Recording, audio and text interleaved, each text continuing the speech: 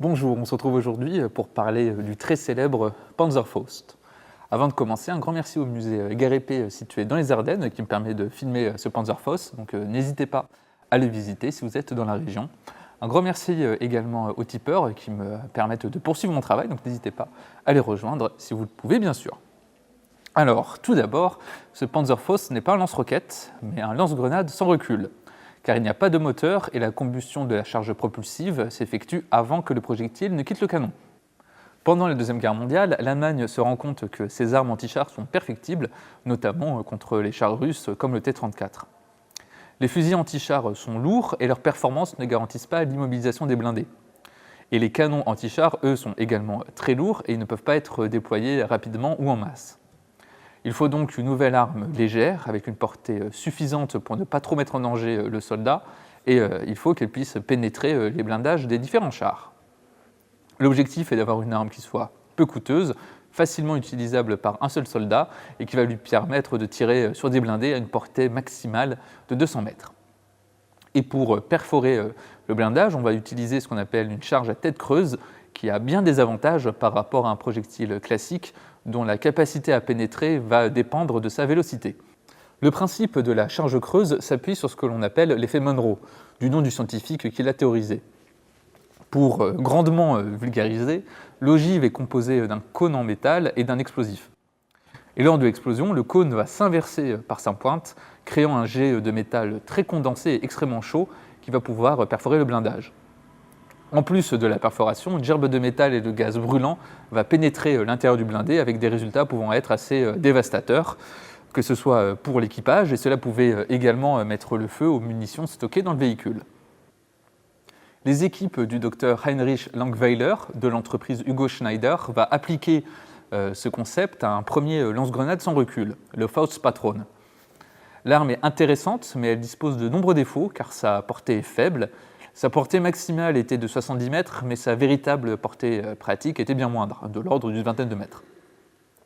L'arme n'est également pas assez fiable, notamment sa charge propulsive qui avait tendance à ne pas brûler ou alors à brûler partiellement.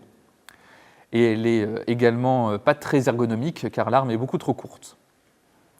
L'entreprise va donc poursuivre ses recherches en conservant le concept initial de lance-grenade sans recul, entre guillemets, jetable, et concevoir ainsi le premier Panzerfaust avec le Panzerfaust 30.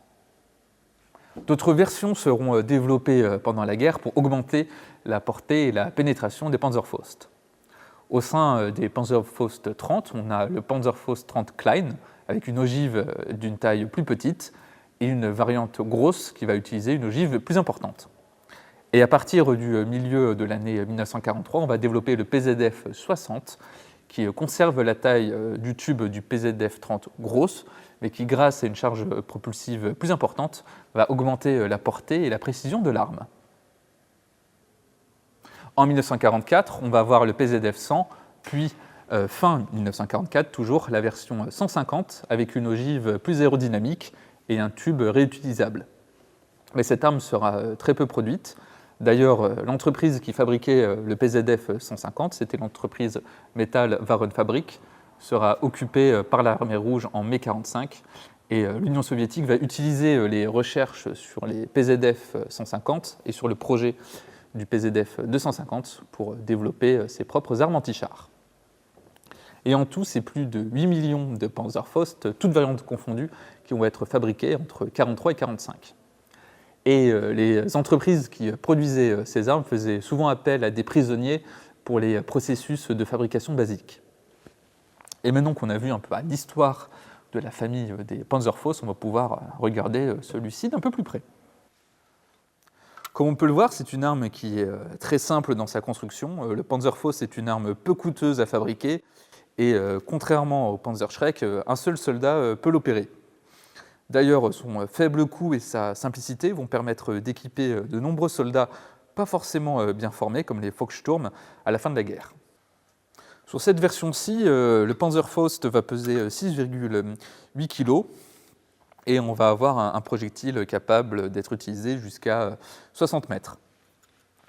La visée va se faire grâce à cette alidade de tir qu'il faut aligner avec l'anneau autour de l'ogive. Et le mécanisme de détente est ce levier au-dessus du tube. Et quand on l'active, on va relâcher un percuteur qui va frapper une amorce qui va mettre feu à la charge propulsive composée en partie de poudre noire. Comme il s'agit d'une arme sans recul, il va y avoir un important jet de gaz à l'arrière, et lors du tir, il faut s'assurer qu'il n'y ait personne à moins de 3 mètres derrière le Panzerfaust. Pour tirer avec le Panzerfaust, on a deux techniques différentes. Soit la technique la plus connue avec ces armes, c'est de maintenir le tube sous le bras, de déployer la lidade, et à ce moment-là, on peut viser. On a trois réglages, ou moins 3 trous pour viser 30, 60 et 80 mètres. Et on aligne la base du trou avec l'anneau autour de l'ogive. Et aussi au bout de l'ogive, on a une sorte de guidon, si on peut appeler ça comme ça, une petite partie qui dépasse, qui va nous permettre de bien aligner. Mais on peut également s'en servir un peu comme un lance-roquette en le posant directement sur l'épaule en fonction du terrain sur lequel on est. Les Panzerfaust étaient des armes très efficaces contre les véhicules et dans un rôle antimatériel. Mais ils n'étaient pas conçus pour être utilisés de manière antipersonnelle à cause d'une faible fragmentation. En tout cas, j'espère que cette vidéo vous aura permis d'en savoir un peu plus sur cette arme. Encore une fois, un grand merci au musée Guerre Épée qui m'a permis de le filmer. Je vous invite, comme d'habitude, à vous abonner à la chaîne et, si vous le pouvez, à rejoindre les tipeurs grâce au lien en description. Sur ce, on se dit à bientôt pour une prochaine vidéo.